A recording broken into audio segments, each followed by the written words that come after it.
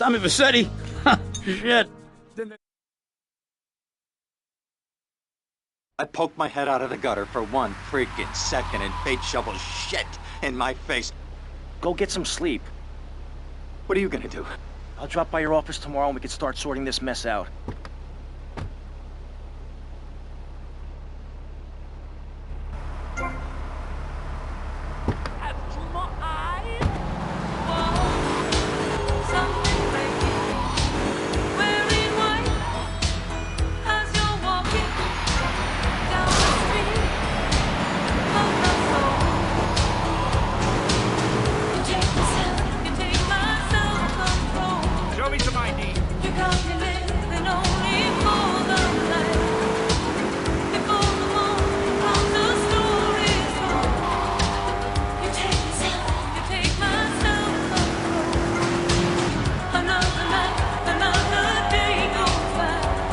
We interrupt your programming with a message from the State Department.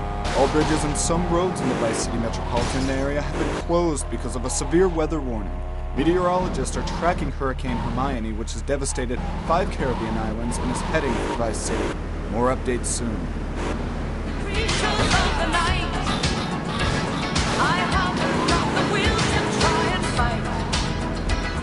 Against a new tomorrow, so rise the sun, believe it, tomorrow never comes. I said tonight, I'm living in the forest of the dream.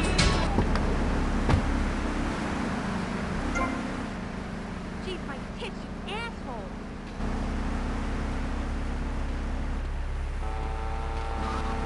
Come on, this is my first night!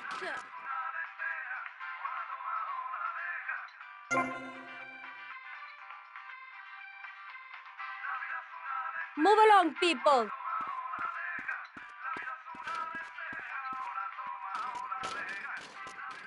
Where'd you learn to be so stupid?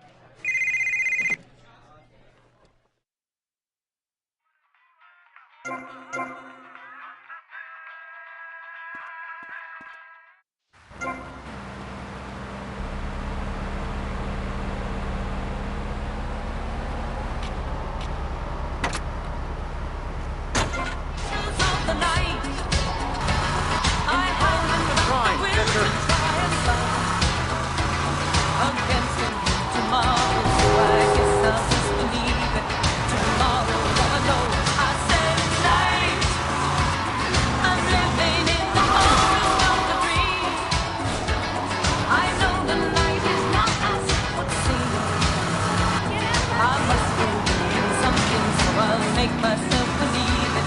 This night will never go. I can't think I can!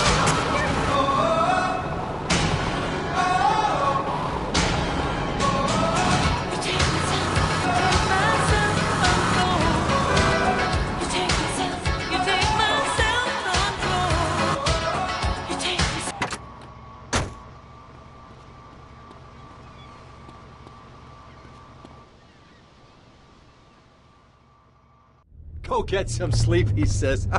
I have been sitting in this chair all night.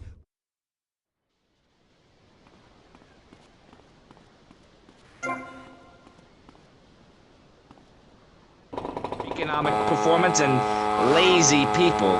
If you had a job, would you steal a car? Of course not. And if you had a high-rise condo, a mistress, and a seat on the board, would you run around graffitiing your name all over town and making a nuisance of yourself, spinning on your back and popping and locking and... Not a hope. It's simple. If you don't have a job, starve. Get out of my constituency.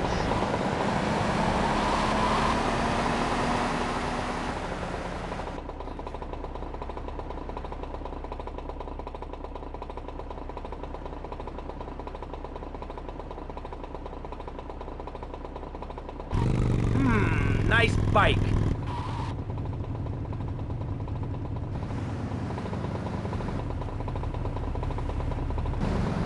I have to get the golf course. No, my bike! Watching Danceable. It's the science of music and Synth and Son. Remember, you don't know you're a musician until you try. Oye, guitarro! ¡Ay, guitarro! Tony here, feeling fine, going double time. That's my rhyme. Sticks and stones may break my bones, but when you go west, you gotta call me.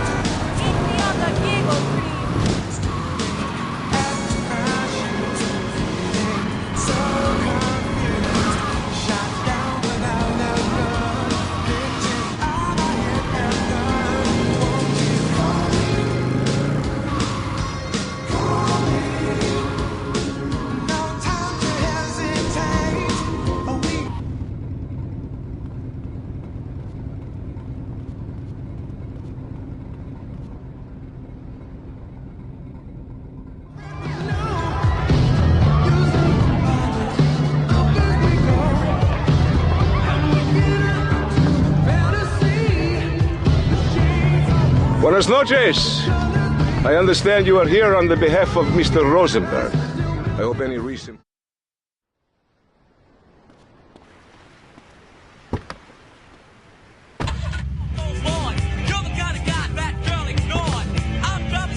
Will you be working for my father? Maybe. Do you mind me resting my hand in your lap? Maybe.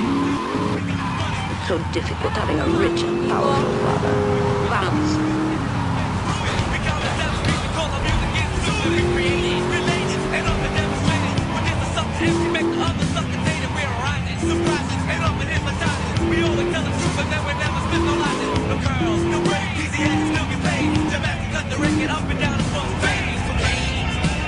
See you around, handsome. I'm sure you will.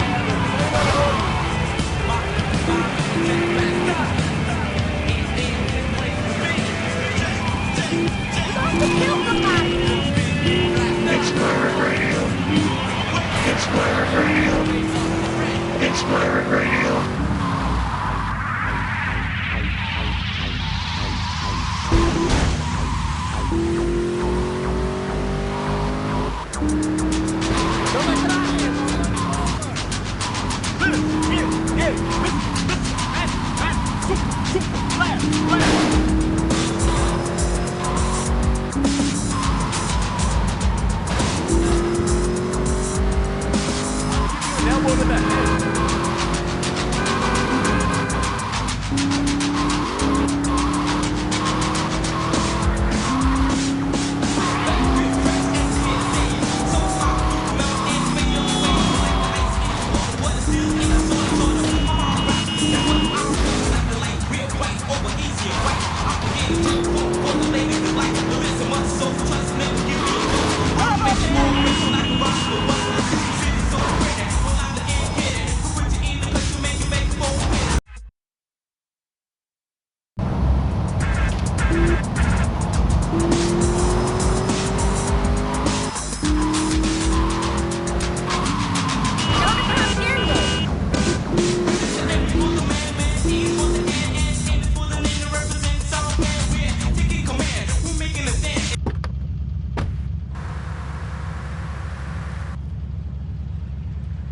Half of Florida. How are you part of the working class? Like I said, possessions are not important at all. I'll pick up a hitchhiker in my convertible any day. The other day I picked up a young woman and we discussed a non-violent solution to war. We called it peace. Your father is a great man. He's done more for the arms trade in this state than anyone else, myself included. And you shame him with this socialist, jiggery, pokery hootenanny. America needs hope, not songs that are supposed to send food to the poor. Songs will get you nowhere. This country needs something to aim for, like being rich and laughing at poor people, or being in government and laughing at the electorate. Now, Mr. Shrub, let's not make this personal. I appreciate your attempt to press the point, but we are here to rest the issue.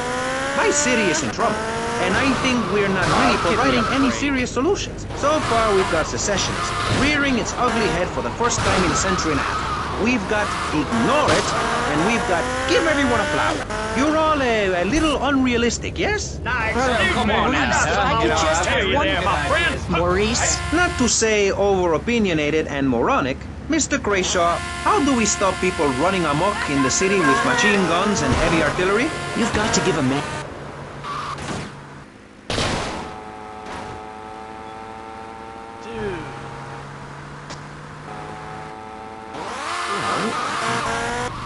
You could let them off. Marvelous. Great. That's a sensible plan. Then they wouldn't be guilty anymore. We've been doing that for years, you idiot. How do you think we keep prison costs down? They ain't by magic or cooking the books. We save that for education. But, as in most things, we in government are saving money so that you don't have to. When we spend less money on services, more goes to administration salaries and expenses, which helps make lives a lot less difficult for everybody. It's about sharing. Sharing your taxes out amongst the select few. That's why I worked so hard at school, so I could reap the rewards now. I thought you worked hard at school because the other kids laughed at you and called you a square. That's a damn lie. They called me wet fart. They called me the bat because my voice didn't break until I was 19. So, Mr. Shrub, I take it you don't believe in regulation. I believe in giving people a chance, not tying them down with lots of needless regulations. The fact is, business is run by moral people who won't do anything illegal or try to get rich quickly. But since you got elected, Vice City has been characterized by a government who cut aid to the poor, offer tax breaks to the rich, and pay people to dump toxic waste near schools. Yes, we've made a lot of progress. And up on Capitol Hill, you were instrumental in pushing through a bill allowing the manufacture and sale of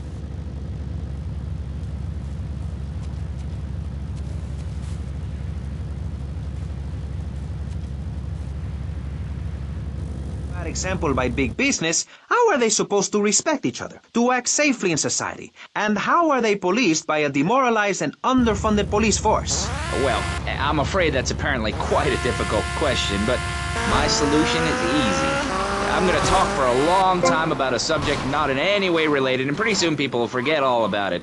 I'll remind people that I have a great haircut, and that under my stewardship, Vice City has had on average 15% better weather than before, while crime rates only go up if you don't turn the graph upside down. Turn it upside down, and they have halved under me, Alex Shrub. Vote Shrub for president and you'll have a friendly face in the White House. A man you can trust. A local man who likes golf and laughing and photo opportunities at your store or place of business. Just send me a letter. I'll send you an automated photocopied response. We call it democracy, and that's where the money goes. Just a minute. Don't interrupt. Let me finish. But you're not... This man won't let me speak. You, Shorty, shut up and let me speak. I'm taller than him, ladies and gentlemen, by at least 3 inches, which means I'm a lot more respectable looking. Everyone knows politicians lie and steal and cheat, but at least with me in charge, you know I look good and I have a very supercilious manner. Besides which, I've been abroad and I prefer it here because I'm a man of the people. Vote Shrub. You'll get richer and you won't feel guilty about it. Enough! We're running out of time, and you completely failed to answer the question. I'm a professional. That's my job. And Mr. Hickory, what about you? All right. These problems are typical of what happens with an open border to the north. The state is filling up with trash. People who can't tell the difference between a swamp and a marsh. Guys who don't know the first thing about the legality of marrying within the family. That's why we need a river. People, I'm telling you, pick up your spades, go into your garden, start digging as deep and as far as you can. Pretty soon the whole state will be flooded and ruined, and then they'll have to leave. We must build a moat to the north or they will come down and ruin this great state. And Mr. Hickory, were you born in Florida? What a stupid question of all the cheek. Were you? Of course not. No one's been born in Florida since 1877, but I've been here for 5 years, which is a very long time. Yes, it is. A very long time. Almost as long as this show. Ladies and gentlemen, you're listening to Pressing Issues with me, Maurice Chavez, presiding over some of the least informed debate on the radio. In this episode of Pressing the Issue, we had Alex Shrub, Callum Crayshaw, and John Florida Hickory discussing Satan. I guess you've all got to make up your own minds. Should we be as wet as fish or a corrupt money-grabbing thief? Gentlemen, I feel we really got somewhere, and that Vice City and people everywhere know a lot more than they did before we began. And now, over to Jonathan and Melissa to talk to you about public radio in your area. You're listening to VCPR, the radio station for disoriented and unrealistic college professors who...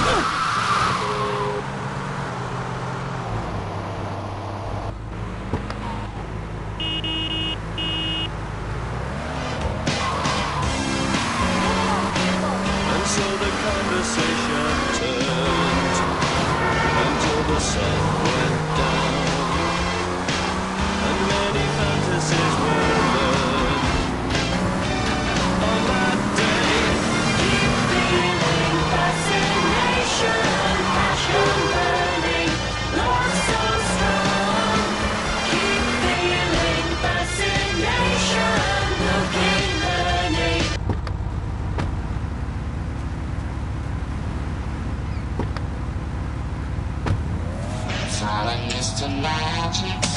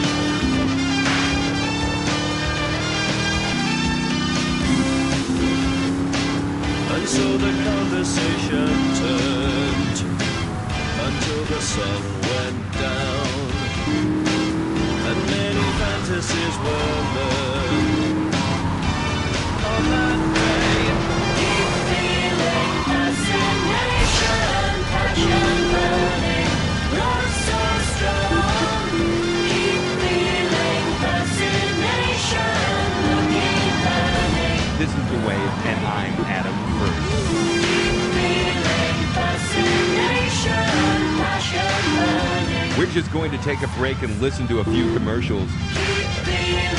If you're well informed.